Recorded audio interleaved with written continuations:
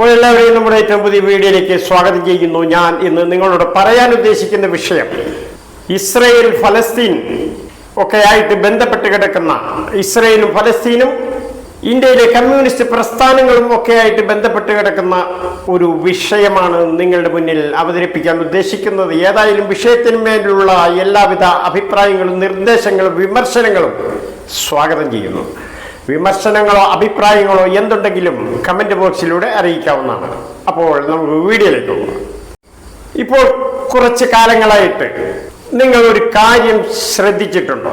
നിങ്ങൾ എന്നുദ്ദേശിക്കുന്നത് കേരളത്തിലെ ജനങ്ങളെയാണ് ഞാൻ ഉദ്ദേശിക്കുന്നത്. ഒരു കാലത്ത് ഫലസ്തീൻ ഇസ്രയേൽ വിഷയം എന്തെങ്കിലും മിഡിൽ ഈസ്റ്റിൽ ഉണ്ടാവുകയും അതുമായി ബന്ധപ്പെട്ട് ഫലസ്തീനികളെ ആക്രമിക്കുകയും കൂട്ടക്കൊലകളൊക്കെ ചെയ്യുമ്പോൾ ഇന്ത്യയിലെ കമ്മ്യൂണിസ്റ്റ് പ്രസ്ഥാനം, വിശിഷ്യ കേരളത്തിലെ കമ്മ്യൂണിസ്റ്റ് പാർട്ടികൾ അതിനെതിരെ ശക്തമായി പ്രതികരിക്കുമായിരുന്നു. ആ വിഷയവുമായി ബന്ധപ്പെട്ട് തെരുവിലിറങ്ങുമായിരുന്നു. പ്രക്ഷോഭങ്ങളും സമരങ്ങളും പ്രകടനങ്ങളും ഒക്കെയായിട്ട് ഉച്ചത്തിൽ സിന്ദാബാദ് വിളിച്ചുകൊണ്ട് തെരുവിലിറങ്ങുമായിരുന്നു, പ്രക്ഷോഭങ്ങൾ നയിക്കുമായിരുന്നു. എന്നാൽ ഇപ്പോൾ കുറച്ച് കാലമായിട്ട് ഫലസ്തീനു വേണ്ടിയിട്ടോ അവിടുത്തെ കഷ്ടത അനുഭവിക്കുന്ന മുസ്ലിം വിഭാഗങ്ങൾക്ക് വേണ്ടിയിട്ടോ ഇന്ത്യയിലെ കമ്മ്യൂണിസ്റ്റ് പാർട്ടി, വിശിഷ്യ CPIM, അതുപോലെ തന്നെ CPI, ഇവരാരും തന്നെ കമ എന്ന് രണ്ടക്ഷരം പോലും മിണ്ടുന്നില്ല. അവർ നിശബ്ദരാണ്. അവർ ഇങ്ങനെ ഒരു സംഭവമേ അറിഞ്ഞിട്ടില്ല. ഈ ലോകത്തിന്റെ ഏത് കോണിലും എന്ത് പ്രശ്നമുണ്ടായാലും അതെല്ലാം ഉയർത്തി കാണിച്ചുകൊണ്ട്, പൊക്കി കാണിച്ചുകൊണ്ട് ഒരു കാലഘട്ടങ്ങളിൽ വൻ പ്രശ്നങ്ങളും പ്രക്ഷോഭങ്ങളും ഒക്കെ ഉണ്ടാക്കിയിരുന്ന ഈ പ്രസ്ഥാനത്തിന്റെ നേതാക്കൾക്ക് ഇപ്പോൾ എന്തു പറ്റി? ഒരക്ഷരം മിണ്ടുന്നില്ല.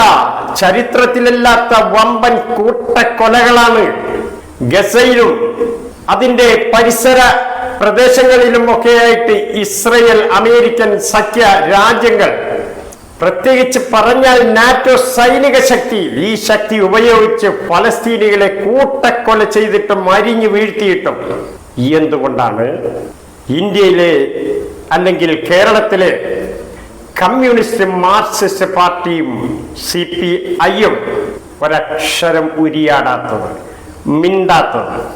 ഇതിനെയാണ് പറയുന്നത് അടവു നയം എന്ന്.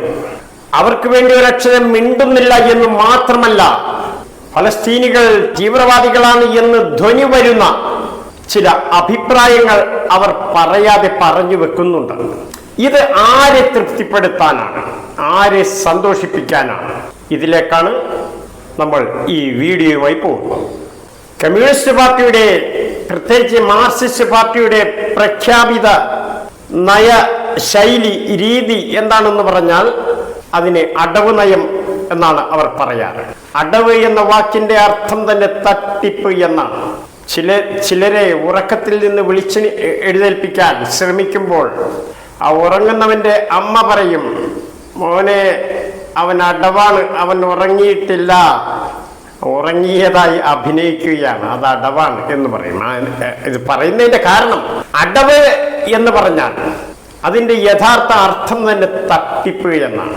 കമ്മ്യൂണിസ്റ്റ് പാർട്ടികളുടെ പ്രഖ്യാപിത നയം തന്നെ അടവ് നയം എന്നാണ് അവരുടെ നയത്തിന് പേര് കൊടുത്തിരിക്കുന്നത്. അടവ് നയം എന്ന് പറഞ്ഞാൽ ഏതെല്ലാം സാഹചര്യങ്ങളിൽ ഏത് രീതിയിൽ പ്രവർത്തിച്ചാലാണ് പാർട്ടിക്ക് രാജ്യത്ത് വളരാൻ ഏറ്റവും കൂടുതൽ അനുയോജ്യം എന്ന് കണ്ടാൽ ആ നയം അവർ സ്വീകരിക്കും. ഇപ്പോൾ ഫലസ്തീനിലെ മുസ്ലിങ്ങളെ, കഷ്ടത അനുഭവിക്കുന്ന മുസ്ലിങ്ങളെ പിന്തുണച്ചാൽ അവർക്ക് നേട്ടമുണ്ട് എന്ന് കണ്ടാൽ അവർ അതിനെ പിന്തുണയ്ക്കും. പക്ഷേ കോട്ടമാണെന്ന് കണ്ടാൽ അവർ പിന്തുണയ്ക്കില്ല. അവർ അങ്ങനെ ഒരു സംഭവം ഈ ലോകത്തിന്റെ ഒരു കോണിൽ നടക്കുന്നതായിട്ട് അറിഞ്ഞതായിട്ട് ഭാവിക്കുക പോലും ചെയ്യില്ല. അതുകൊണ്ടാണ് ഇപ്പോൾ കമ്മ്യൂണിസ്റ്റ് പാർട്ടി ഫലസ്തീൻ എന്നൊരു വിഷയം തന്നെ അറിഞ്ഞതായിട്ട് ഭാവിക്കുന്നില്ല, ഒരക്ഷരം മിണ്ടുന്നില്ല. അവർ എന്തിനെയാണ് പേടിക്കുന്നത്? ആരെയാണ് ഭയക്കുന്നത്? മാർക്സിസ്റ്റ് പാർട്ടിയും CPIയും ഇന്ന് കേരളത്തിൽ ഏറ്റവും കൂടുതൽ രാഷ്ട്രീയ നിലനിൽപ്പിന് ഭീഷണി നേരിടുന്ന ഒരു കാലഘട്ടത്തിലൂടെയാണ് കടന്നുപോയിക്കൊണ്ടിരിക്കുന്നത്. അപ്പോൾ ഇവർ ഭയക്കുന്നത് സംഘപരിവാർ നേതൃത്വത്തെയാണ്. സംഘപരിവാർ നേതൃത്വം മുസ്ലിങ്ങളെ ആഞ്ഞടിക്കുമ്പോൾ ഇവർ അതിൻ്റെ ഇടയിൽ കയറി മുസ്ലിങ്ങളെ സപ്പോർട്ട് ചെയ്ത് സംസാരിച്ചാൽ, പിന്തുണച്ച് സംസാരിച്ചാൽ സംഘപരിവാരങ്ങളുടെ വിരോധത്തിനും വൈരാഗ്യത്തിനും പാത്രമാകേണ്ടി വരും. അതുകൊണ്ട് തന്നെ അവരെ ഭയന്നിട്ട് ഒരക്ഷരം മിണ്ടുന്നില്ല എന്ന് മാത്രമല്ല, അവസരം കിട്ടുമ്പോൾ അതിശക്തമായി മുസ്ലിം വിഭാഗത്തെ ആഞ്ഞടിക്കുന്നു. അങ്ങനെ ആഞ്ഞടിക്കാൻ വേണ്ടി ഈ പാർട്ടി ചുമതലപ്പെടുത്തിയിരിക്കുന്ന ഒരു വ്യക്തി തന്നെയുണ്ട്. ആ വ്യക്തിയാണ് പാർട്ടിയുടെ കോഴിക്കോട് ജില്ലാ കാര്യവാഹക് P. മോഹനൻ. പാർട്ടിയുടെ ജില്ലാ കാര്യവാഹകാണ്, കോഴിക്കോട് ജില്ലയുടെ കാര്യവാഹകാണ്. അദ്ദേഹത്തെയാണ് ഏൽപ്പിച്ചിരിക്കുന്നത്. മുസ്ലിങ്ങൾക്കെതിരെ വിഷം ചീറ്റുന്നത് അദ്ദേഹമാണ്. വേറെ ആരും ഒരക്ഷരം മിണ്ടുന്നില്ല, ആരും മുസ്ലിങ്ങൾക്കെതിരെ ഒരക്ഷരം പറയുന്നില്ല.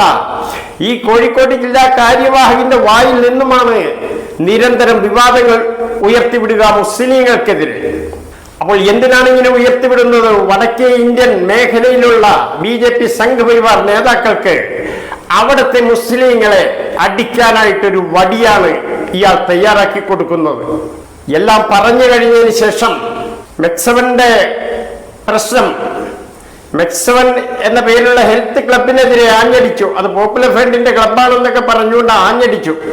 ആ ആഞ്ഞടിയുടെ അനന്തരഫലം ഇപ്പോൾ വടക്കേ ഇന്ത്യൻ മുസ്ലിങ്ങൾ അനുഭവിച്ചുകൊണ്ടിരിക്കുകയാണ്.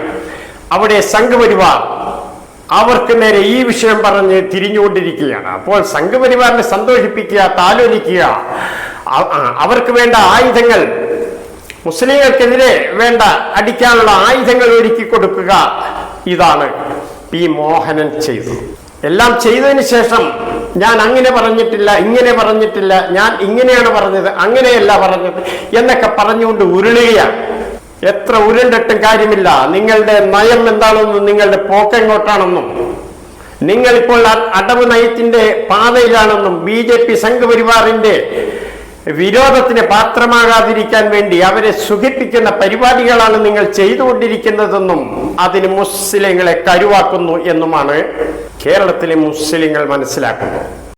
അതുകൊണ്ട് തന്നെ വരാൻ പോകുന്ന തെരഞ്ഞെടുപ്പുകളിൽ കേരളത്തിലെ മുസ്ലിങ്ങൾ പോളിംഗ് ബൂത്തിലേക്ക് മാർച്ച് ചെയ്യുന്ന സമയത്ത് ഒരു കാര്യം മനസ്സിൽ വെക്കുക. നിങ്ങൾ ആർക്കാണ് വോട്ട് നൽകേണ്ടത്? നിങ്ങൾ ആർക്കാണ് വോട്ട് ചെയ്യേണ്ടത്? ഏതായാലും എന്റെ നാവ് കൊണ്ട് ഞാൻ പറയില്ല ഇന്ന കക്ഷിക്ക്, ഇന്ന പാർട്ടിക്ക്, ഇന്ന പ്രത്യയശാസ്ത്രത്തിന് വോട്ട് നൽകൂ എന്ന് ഞാൻ പറയില്ല. ആർക്കാണെങ്കിലും ചിന്തിച്ച് വിശദമായി വളരെ ആഴത്തിൽ ചിന്തിച്ചുകൊണ്ട് വേണം വോട്ട് രേഖപ്പെടുത്താൻ എന്നുകൂടി ഞാൻ നിങ്ങളെ ഉണർത്തുകയാണ്. മറ്റൊരു ഉദാഹരണം കൂടി പറയാം. നമ്മുടെ പശ്ചിമ ബംഗാളിലെ അവസ്ഥ എന്താണ്? അവിടുത്തെ മുസ്ലിങ്ങളുടെ അവസ്ഥ എന്താണ്?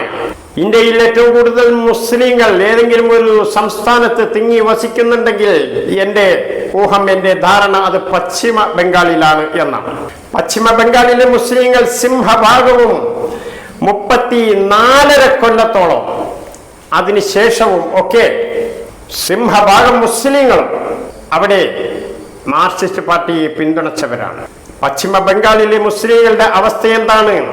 5 ക്ലാസ് പോലും വിദ്യാഭ്യാസം ആർക്കുമില്ല. സ്കൂളിന്റെ പടിവാതിൽ കണ്ടിട്ടില്ല. ഒരു ഒപ്പിടാൻ പേന പിടിച്ചുകൊണ്ടൊരു കത്തെഴുതാൻ അവർക്ക് അറിയില്ല, അവർക്ക് കഴിയില്ല. അവർ ഒപ്പിടേണ്ടി വരുമ്പോൾ ഒപ്പിടുന്നത് തമ്പ് ഉപയോഗിച്ചാണ്. തമ്പ് അല്ലാതെ പേന പിടിച്ചുള്ള ഒരു കലാപരിപാടിക്കും അവരെ നോക്കണ്ട, അവർക്കത് അറിയില്ല. ഈ ലോകം എന്നത് അവർ വസിക്കുന്ന ഗ്രാമമാണ് എന്നാണ് അവർ ധരിച്ചു വെച്ചിരിക്കുന്നത്. 34 കൊല്ലം തുടർച്ചയായി ഭരിച്ചിട്ടും അവിടെ മുസ്ലിങ്ങളുടെ മാത്രം വിദ്യാഭ്യാസം തീരെ താഴെ പോയി, അടിപ്പോയി എന്ന് മാത്രമല്ല സ്കൂളിൽ തന്നെ പോയിട്ടില്ല. എന്തെങ്കിലും ഒരു ആവശ്യത്തിന് സ്കൂൾ സർട്ടിഫിക്കറ്റ് ചോദിച്ചാൽ ഇല്ല, അവരുടെ കൈവശം ഇല്ല, അങ്ങനെ ഒരു സർട്ടിഫിക്കറ്റേ ഇല്ല. ഇതാണ് അവസ്ഥ. എന്നാൽ ഈ അടുത്ത കാലത്താണ് CPIM സംസ്ഥാന നേതാവ് K. അനിൽകുമാർ ഒരു കാര്യം പറഞ്ഞത്. അവർ ഇവിടെ മുസ്ലിങ്ങൾക്കൊക്കെ വേണ്ടി എന്തൊക്കെ ചെയ്തു കൊടുക്കുന്നു എന്ന് പറഞ്ഞിട്ട് മുസ്ലിങ്ങൾക്ക് വേണ്ടി ചെയ്തു കൊടുത്ത കാര്യമാണ് ഇനി ഞാൻ പറയാൻ പോകുന്നത്. ഞങ്ങൾ മലപ്പുറം ജില്ല രൂപീകരിക്കുകയും അവിടെ വരുന്ന പുതിയ മുസ്ലിം പെൺകുട്ടികളെ കാണൂ നിങ്ങൾ. തട്ടം തലയിലിടാൻ വന്നാൽ അത് വേണ്ട എന്ന് പറയുന്ന പെൺകുട്ടികളാണ് ഇപ്പോഴത്തെ തലമുറ മലപ്പുറം ജില്ലയിലെ. തട്ടം തലയിലിടാൻ വന്നാൽ അത് വേണ്ട എന്ന് പറയുന്ന പെൺകുട്ടികളെ ഞങ്ങൾ സൃഷ്ടിച്ചെടുത്തു. ഞങ്ങളുടെ നയം കൊണ്ട് സാധിച്ചത് അതാണ്. അതിൻ്റെ അർത്ഥം ഇസ്ലാമിക പ്രത്യയശാസ്ത്രത്തിൽ നിന്നും അവരെ അകറ്റാൻ ഞങ്ങൾക്ക് കഴിഞ്ഞു. അത് ഞങ്ങളുടെ ഒരു നേട്ടമാണ് എന്നാണ് ഇതിലൂടെ ബുദ്ധിയുള്ളവന് മനസ്സിലാകുന്നത്. അപ്പോൾ അവർ ഏത് രീതിയിലാണ് ചിന്തിക്കുന്നത്? മുസ്ലിം പെൺകുട്ടികൾ എന്ന് അദ്ദേഹം എടുത്തു പറയുകയാണ്. മുസ്ലിങ്ങളെ വിദ്യാഭ്യാസപരമായിട്ടും സാംസ്കാരികമായിട്ടും സാമൂഹികമായിട്ടും ഒക്കെ അകറ്റി നിർത്തുക. എന്നാൽ ഇവർ എത്ര അകറ്റിയാലും അകന്നു പോകില്ല. ആ മലപ്പുറം ജില്ലയിൽ നിന്നുമാണ് ഏതാണ്ട് ഒരാഴ്ച മുമ്പാണ് ഒരു പെൺകുട്ടി, ഒരു മുസ്ലിം പെൺകുട്ടി വിമാനം പറത്തുന്ന പൈലറ്റായി രംഗത്ത് വന്നിരിക്കുന്നത്. പൈലറ്റ് ലൈസൻസ് എടുത്തുകൊണ്ട് ആ രീതിയിലേക്ക് അവിടുത്തെ വിദ്യാഭ്യാസം വളർന്നു കഴിഞ്ഞു. അപ്പോൾ വിദ്യാഭ്യാസം കൊടുക്കുക എന്നല്ല ഉദ്ദേശം, അവരെ ഇസ്ലാമിക ജീവിതത്തിൽ നിന്നും വഴിതെറ്റിക്കുക എന്നാണ് ഈ കെ അനിൽകുമാർ എന്ന് പറയുന്ന CPM-ന്റെ സംസ്ഥാന നേതാവിൻ്റെ സംസാരത്തിൽ നിന്നും നമുക്ക് മനസ്സിലാക്കാൻ കഴിയുന്നത് ഇസ്ലാം ഉന്മൂലനം തന്നെയാണ്. അപ്പോൾ ഇതെല്ലാം കേരളത്തിൽ കമ്മ്യൂണിസ്റ്റ് പാർട്ടി ഉണ്ടായതിൻ്റെ നേട്ടമാണ്. അതിലൂടെ വിദ്യാഭ്യാസം വളർന്നതിൻ്റെയും വളർത്തിയതിൻ്റെയും നേട്ടമാണ്. ആ നേട്ടത്തിൻ്റെ ക്രെഡിറ്റ് ഞങ്ങൾ അവകാശപ്പെടുന്നു എന്നാണ് അനിൽകുമാർ മേൽപ്പറഞ്ഞ പ്രസ്താവനയിലൂടെ ചിന്തിക്കുന്നത്, വിചാരിക്കുന്നത് എന്നാണ് ഞാൻ മനസ്സിലാക്കുന്നത്. ബുദ്ധിയുള്ള സമൂഹം ആര് തന്നെയാലും മനസ്സിലാക്കുന്നത് അതാണ്. അപ്പോൾ മാർക്സിസ്റ്റ് പാർട്ടിയുടെ പ്രഖ്യാപിത ലക്ഷ്യം എന്താണ്, ഉദ്ദേശ്യം എന്താണ് എന്ന് മനസ്സിലായല്ലോ. ഈ ഉദ്ദേശ്യം തന്നെയാണ് ആഗോളതലത്തിൽ ഇവർ ആഗ്രഹിക്കുന്നത്. അതുകൊണ്ട് തന്നെയാണ് ഫലസ്തീനിലെ കഷ്ടത അനുഭവിക്കുന്ന, നിലനിൽപ്പ് പോലും ചോദ്യം ചെയ്യപ്പെടുന്ന ഈ അവസ്ഥയെ നേരിടുന്ന അവിടുത്തെ ഒരു വിഭാഗത്തോട്, മുസ്ലിം വിഭാഗത്തോട് ഒരക്ഷരം ഉരിയാടിയാൽ കേന്ദ്രത്തിലിരിക്കുന്ന മോഡി എന്ന് പറഞ്ഞൊരു പ്രധാനമന്ത്രിയുണ്ട്, അദ്ദേഹത്തിൻ്റെ കോപത്തിനിരയാകേണ്ടി വരും. അങ്ങനെ ഇരയായാൽ ഒരു പക്ഷേ ഈ പാർട്ടി തന്നെ ഈ സംസ്ഥാനത്തും ഈ രാജ്യത്തുമൊക്കെ ഇല്ലാതായെന്ന് വരും. അപ്പോൾ ഇതാണ് എനിക്ക് പ്രധാനമായിട്ട് നിങ്ങളോട് പറയാനുള്ളത്. അതുകൊണ്ട് എന്നെ ശ്രമിച്ച എല്ലാവർക്കും ഒരു സലാം നൽകിക്കൊണ്ട് ഞാൻ നിർത്തുന്നു, അവസാനിപ്പിക്കുന്നു. വീണ്ടും മറ്റൊരു വീഡിയോ ആയിട്ട് വരുന്നത് വരെ എല്ലാവർക്കും എൻ്റെ വലിയൊരു സലാം.